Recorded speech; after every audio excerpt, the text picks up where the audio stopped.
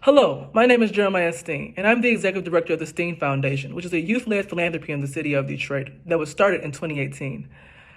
My foundation began in 2018 due to the major budget cuts that were happening in the city of Detroit's public school system.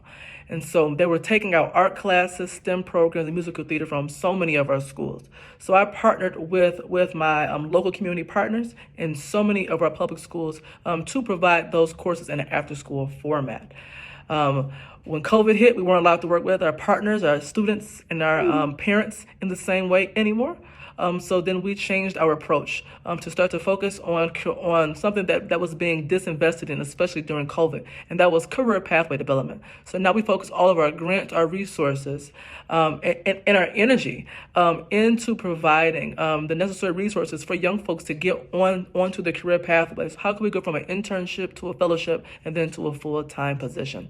And so much of my work deals around ageism, which is one of the central parts of the work, because I'm a young person in the city of Detroit who is actively trying to just invest in the next generation, and a huge part of that is centered around my faith. I'm currently a student at the college at University of Detroit Mercy, which is a private Catholic college. And then I also went to University of Detroit Jesuit for high school, which was a Catholic high school. And one thing that resonates within that work and within those two institutions is the importance of being a man for others. And so much of my work is centered around being a man for others. And so and my hope is to give what was given to me. And that's where much of the work that I do at the Steen Foundation comes from. Is to really just ensure that everyone gets what they need to achieve their aspirations. And that is true for any and everyone, no matter how old you are. But I'm especially focusing on young Detroiters. The reason I'm excited about this opportunity is, as I mentioned, I started the Steen Foundation in 2018. I will still consider myself very new to this space. But one thing I have learned while being within the philanthropic ecosystem is just the power of having great relationships, making great friends, and really just finding your network of folks who are looking to solve the same complex issues that you're trying to solve, but sometimes on a macro scale and some even on a more micro scale. And so my hope really is to just learn as much as I can, connect as much as I can to really ensure that whatever tools and resources I'm gaining here, I can give right back to my community here in the city of Detroit. I love this question. As a 22-year-old, again, who started, my foundation in 2018, I was 17 at the time.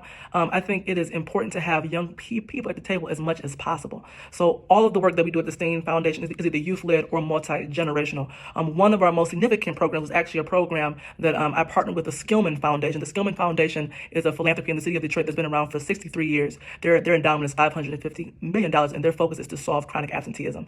And so when partnering with them, we actually had what was called our Gen Z design sessions. Because in so many cases, young folks are being invited to the table, but nothing actually happens when they speak up on things that are impacted them, especially in adult-led spaces. And so this opportunity actually flipped things on its head to where adults, CEOs of major companies who were adults, actually came to the table with questions on how to engage the next generation in their spaces.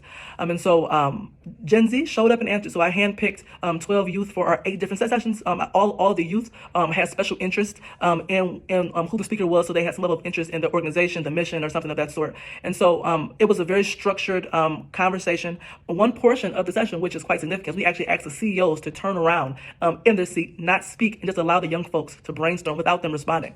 And so after that portion of the session ended, we invite the CEO back to turn back around and just share what they heard. Many of them were in tears because they realized that they would put so much money and time and energy into what they thought young folks wanted, but without actually asking them.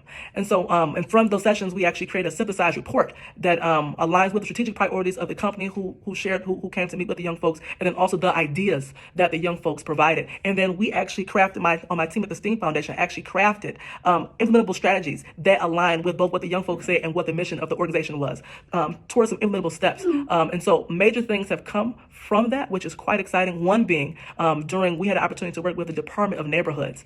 We actually offered up an opportunity for there to be a youth liaison's office within the Department of Neighborhoods. Fast forward a year, now there is a youth affairs office in the Department of Neighborhoods coming out of the mayor's office, which is quite significant. Also, we partnered with the Sterling Heights Chamber of Commerce. Their leader came and spoke with the young people. After speaking with our group of young people, 3 months later, they actually changed their name of their chamber. So they're no longer called the Sterling Heights Chamber of Commerce. And after doing some metrics to actually figure out what the impact was of changing their name, they saw a 0 to 15% increase in youth engaged at the chamber.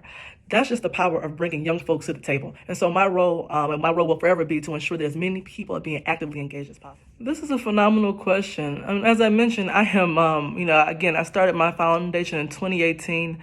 But again, I'm fairly new to this space. I've been a part of many fellowships. I was a part of the Be Me Vanguard, which connected over 400 Black leaders across the globe around the Black Love Initiative. Then also was a part of the AFI, which is the Association of Black Funder Executives, which is a phenomenal group of Black people who really understand the philanthropic ecosystem. So I'm excited for this opportunity because really, I love meeting people. I love meeting folks who are constantly thinking about ways to change the world.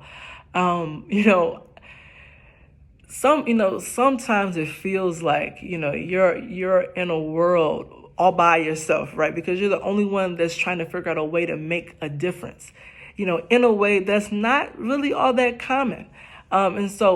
It's been a blessing for me to just find these networks of just these brilliant Black people who are actually doing something, who are not just sitting and letting things happen to them, but they're actually being a part of the change that's needed. So I need you all. I need this opportunity just so that I can continue to grow in this space. So I can, not just for me, but for the folks that are coming up behind me. This is an exciting opportunity, and I hope to be considered. Yeah. So one cool fact about me is that I'm a birder. I actually got my first job at the National Audubon Society. I was on their education and engagement team. My freshman year of college, which was crazy. It was my job to actually support, because historically communities of color have not been invested in conservation. And here in Detroit, we have one of the largest urban farming communities in the country.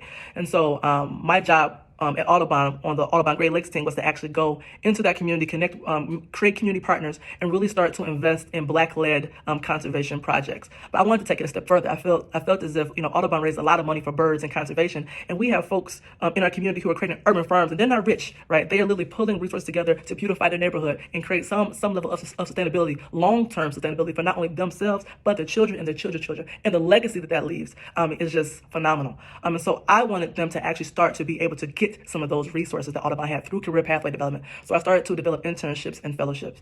So I actually started a fellowship during COVID, which made everyone very squirmish. I didn't care. I felt that these young people needed a chance to actually be outside. So we had masks on, gloves. I had to allocate a lot of money towards our safety, which was fine with me because we were going outside. And so we actually had an internship program on Belle Isle for a week. We partnered with the DNR. And what's so funny about this experience is that I actually met a prospective donor at the time walking by. He said, "What are you all doing out here?" And I said, "We're here to do an internship." And I told him exactly what these young folks were here doing. They were learning about just engaging, the next generation, in conservation. And so he loved the program. He loved the program. A few months later, after the program had ended and everything else, come to find out he was interested in donating. So he ended up donating a six-figure gift to Audubon Great Lakes from our conversation, which completely blew folks' mind at the time. And so I was actually invited, I was promoted to leave Audubon Great Lakes and actually join Audubon's national team to actually raise money, learn how to raise money in an effective way for the program that I once oversaw. So I've been with Audubon since. So I have a deep love for conservation. I have a deep love for birds. I have two budgies actually over there. I'm surprised they've been quiet through these multiple takes of these videos.